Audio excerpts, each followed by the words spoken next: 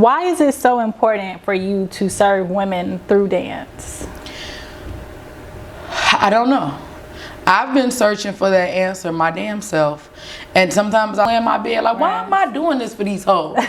Like, you know, and I understand my purpose in different scenarios. Right. Like, you know, if somebody come to me and tell me something I saved them through, or I get a long text message about how I pulled somebody through something, or I'm just, a group of my friends take me out to eat, just acknowledging my talents and everything that I do. In those scenarios and those moments, I feel the love and I understand it. But as a whole, I am still searching for why I was chosen to feel the need to be called for, you know, certain stuff. So I would love to answer that and give like the perfect answer, but I don't know. Yeah, but you know what's crazy is that I think oftentimes we're always trying to figure out why we were chosen, and maybe that's not what it's supposed to be. You're just supposed to be chosen. I'm chosen, huh? Okay, you should not be trying to sit, because you constantly questioning is going to stifle you from what you're supposed to be doing. How can you keep going forward if you constantly like, well, God, why me? Why? Out of all these people, out of all the people I dance with, like, just know that you're just supposed to be doing what you're doing. Supposed to be what I'm doing. That's exactly it. Go ahead. I'm at my business. Okay, and so let's talk about how you structure out all the different classes that you've created. Okay, so just to name a few, and I will let you name them all if you wish. We have Booty Call, Intimate Nights. Matter of fact, we're going to name them all. Okay, we're going to put some respect on your name. We got Pussy and Pilates, Lap Dance, Belly Dance, Zumba, Unwind, which is a stretching class. So a newer one is Footworking with Mike D. Chicago. We have Extreme Hip Hop. We have Twerk Up, which is step aerobics. We have Simple Stilettos, Hollywood, Stripper Twerk the Chair Edition, Tease, Twerk Shop Chicago, Whiplash, Knockout Knees, and your most recent newest class, Sex Appeal. How the hell do you come up with all of these different types of classes that are all different? How did we get here?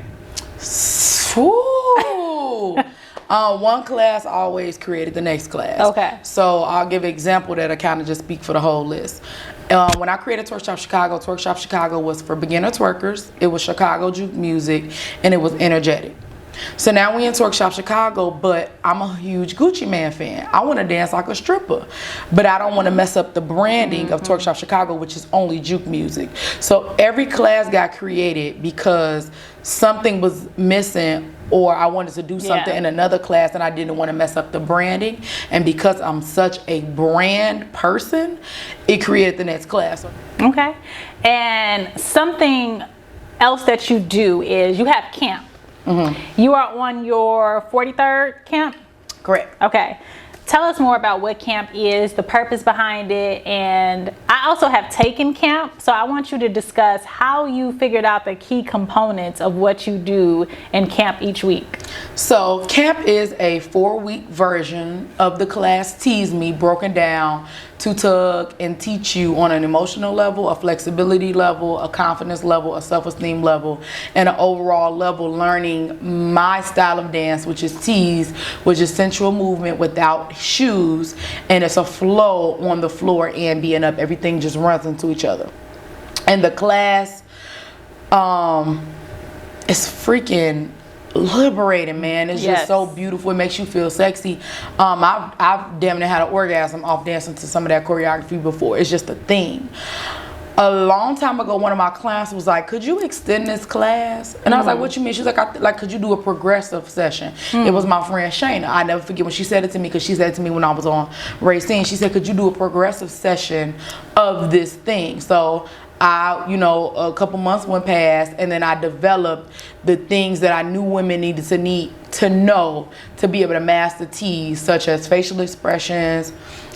We do things in camp, like I even teach women how to take a compliment. So we just not in camp riding the flow and dancing the silk and being nasty. Like, we're doing a lot of inner work on top of the fact that I'm teaching people to dance and be sexy. And again, like you said, I've done 43 successful camps. I do 20 women a camp, and the camp is 1 day a week. It's usually beginner's level. I do have an advanced level. I only do that once a year. I've done that about 2 or 3 times I've done advanced, but the other 40 were all beginners level.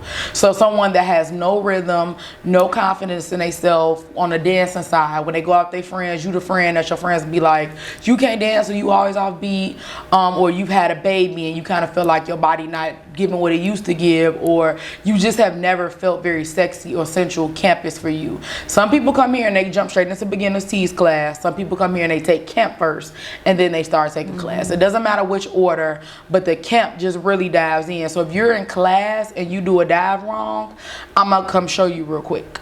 But if you in camp and you do a dive wrong, I'm over there with you 5-6 minutes. So you're paying for the exclusivity, you're paying for my expertise, and you're paying for my attention in camp. Yeah, and it is definitely very exclusive, guys, coming from a person that has taken it. Like she stated, she has us meditating. She has a guest dance instructor come in, African teach you a jazz. different version of what she's even talking about in camp. So if you guys are ever doubting if you should take camp, if you're worried about how much it costs or anything like that, please just go ahead and do it. It's one hell of an experience. And this angel right here, baby, she done gave us Afterpay, okay? So you ain't got nothing to worry about. Go ahead, sign up a camp and let that money come out your bank account every, 2 weeks? And get into that experience. So I want to talk about, let's just talk about you and how you have become the woman that you are. So like we stated, you know, I've seen you from the beginning. Now you big dog, okay? You boss, you CEO Kookie. How did you get there? So some of the things I'm aware that you do is you burn sage, you have crystals, you listen to E.T., the hip hop preacher. Love E.T. You detox. Correct. How did this person come about to be who you are today?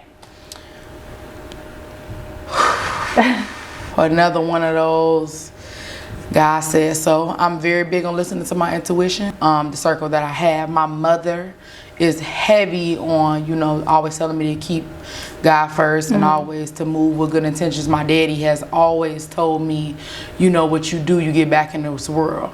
So that phrase from my father alone has always wanted me to be the best version of myself.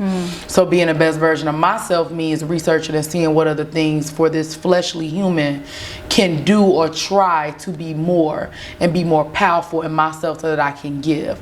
So I figured to myself, any human cannot give if they don't have. That's right. So can't pour from an empty cup. Exactly. So I need to find my highest level of self as a friend, as a sister, as a daughter, as a cousin, as a co-worker, as a boss. I need to find steps to make my way up so that I can give back to other people. So if somebody tells me, hey, you should try to get a Reiki massage, I'm gonna try it. You know, I'm not gonna be like, oh, I'm not into that and all this. I'm one of them people, like, if I go out to eat, I want some snail because I ain't never had no snail. So because I'm a curious person, when I try stuff and it worked, I kept it. I still, you know, so whether it came down my Instagram feed and I seen something I want to test out, or a friend told me to try this, or I just happened to be in Walmart and heard a girl behind me talking about, I don't know, going to a spa, because I love King Spa. And I can go and sit into all the crystal rooms. And then once I do something and it makes me better or makes me feel better, it's stuck. It's stuck. So, you know, if I do the first couple of times I've done money manifestations and they worked and money was in my account the next day, whether it was from a check or whether my godmother was like, oh, I forgot your birthday gift earlier this year. Here's baby. When it worked, I kept with it. I'm not gonna fight nothing that's going for me.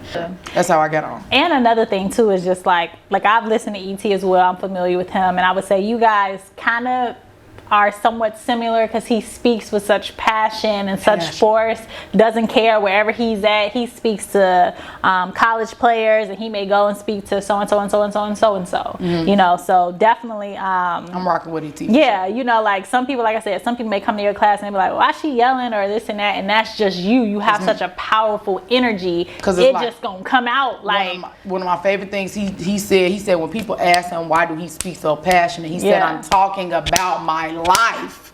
Y'all talk about this shit like this. Y'all talk, not you. Right.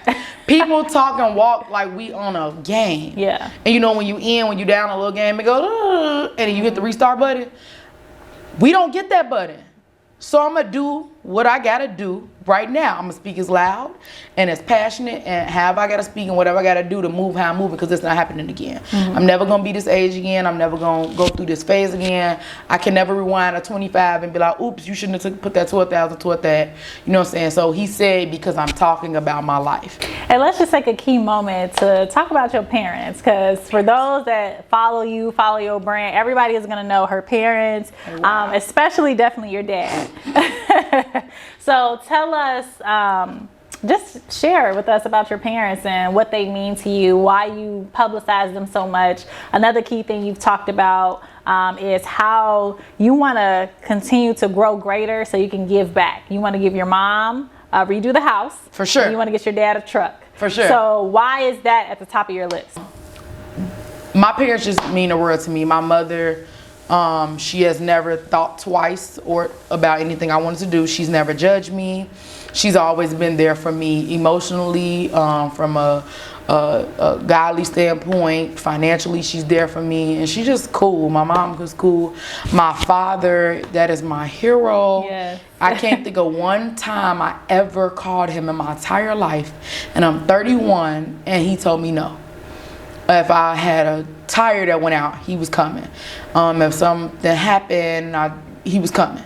And my parents are married. They've been married over 50 years. They're a beautiful couple. Why is it those key things where it's like get your dad a truck and redo the house for your mom? Why are those the two key things? Because my mom likes to keep things, keep a lot of stuff in her house. And when she complains about like how she can't find this or how it's missing or this and that, I'm just like, you just need a big pretty house with everything organized. Or if I come in and she going through, everybody know that mom be going through that thing with all them papers in it.